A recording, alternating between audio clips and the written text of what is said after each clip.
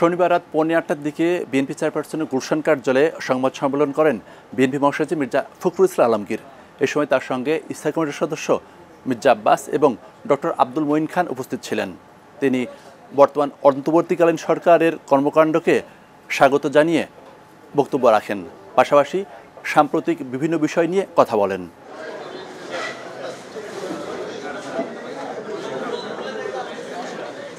আমরা আমাদের অন্তর্বর্তীকালীন সরকারকে আন্তরিকভাবে ধন্যবাদ জানাচ্ছি যে তারা অত্যন্ত আন্তরিকতার সঙ্গে তাদের কাজ শুরু করেছেন।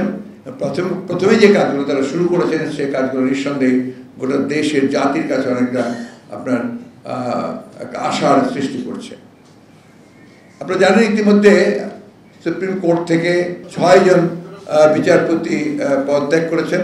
গণতন্ত্রের জন্য এটাও একটা অত্যন্ত সুখবর, কারণ যে অবস্থা সৃষ্টি হয়েছিল আপনার বিচার বিভাগে সেটা অনেকাংশেই একটা মুক্ত হবে বলে আমরা বিশ্বাস করি।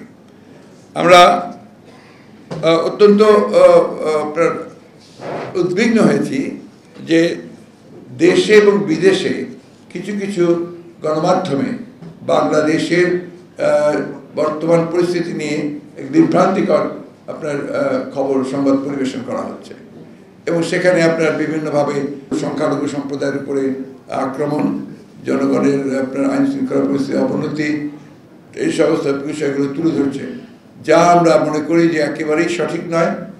কিছু কিছু জায়গায় কিছু কিছু সমস্যা তৈরি হয়েছে, নিঃসন্দেহে সমস্যাগুলো সম্প্রদায়গতভাবে নয়, ধর্মীয়ভাবে নয়, এগুলো আপনার রাজনৈতিক ঘটনা ঘটেছে। কোথাও হয়তো দেখা গেছে যে আপনার একজন বাড়ি ক্ষতিগ্রস্ত হয়েছে, হামলা হয়েছে, তিনি হয়তো বা অবমাননা করেন, সেখানে সেভাবে হয়েছে। এটার সঙ্গে কোনো রাজনৈতিক দলের, বিশেষ করে আমাদেরকে জড়িয়ে একটা আপনার অপপ্রচার চালানোর চেষ্টা করা হচ্ছে। এটার আমরা তীব্র নিন্দা জানাচ্ছি।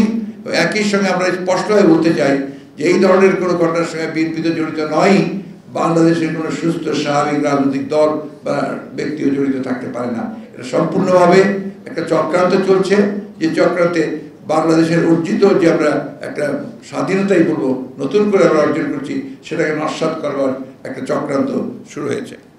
অন্যদিকে আমরা আরেকটা জিনিস আপনাদের জানিয়ে রাখতে চাই যে এই বিগত আন্দোলনে, এই গত আন্দোলনে বিজয়ের পূর্বেই সরকার বাহিনী দিয়ে যে নৃশংসভাবে গণহত্যা করা হয়েছে, সেই গণহত্যার ব্যাপারে আমরা সবসময় কথা বলে এসেছি এবং জাতিসংঘের উদ্বেগ ছিল এটাতে সবচেয়ে বেশি। আমরা সিদ্ধান্ত নিয়েছি যে জাতিসংঘের কাছে আমরা এই বিষয়ে একটা নিরপেক্ষ তদন্ত চেয়ে আমরা চিঠি পাঠাবো। আমরা এটাও সিদ্ধান্ত নিয়েছি যে আমাদের প্রধান উপদেষ্টা, অ্যাডভাইজার তো উপদেষ্টা না, প্রধান উপদেষ্টা যিনি, তাকে আমরা চিঠি দেব। একই সঙ্গে আপনার ইউএই, যেখানে আপনার আমাদের প্রায় 50 জন শ্রমিককে বন্দী করা হয়েছে এই আন্দোলনের সমর্থন দেওয়ার জন্য, আমরা তাদের মুক্তির জন্য আমরা এই সরকারকে উদ্যোগ নেওয়ার জন্য আমরা চিঠি দেব। আমরাও চেষ্টা করব চিঠি দেওয়ার। এই বিষয়গুলো আপনাদের আমরা জানিয়ে রাখলাম এই জন্যে যে অনেকে মনে করছেন যে আমরা এই বিষয়গুলো বোধহয় কোনো উদ্যোগ নিচ্ছি না।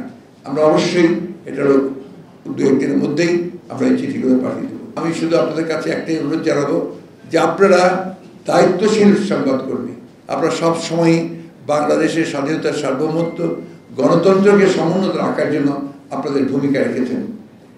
আপনারা দয়া করে এমন কোনো সংবাদ যেন পরিবেশিত না হয় যে সংবাদের দ্বারা মানুষ বিভ্রান্ত হবে এবং এই যে বিজয়, এই বিজয়কে আপনার ব্যাহত হবে।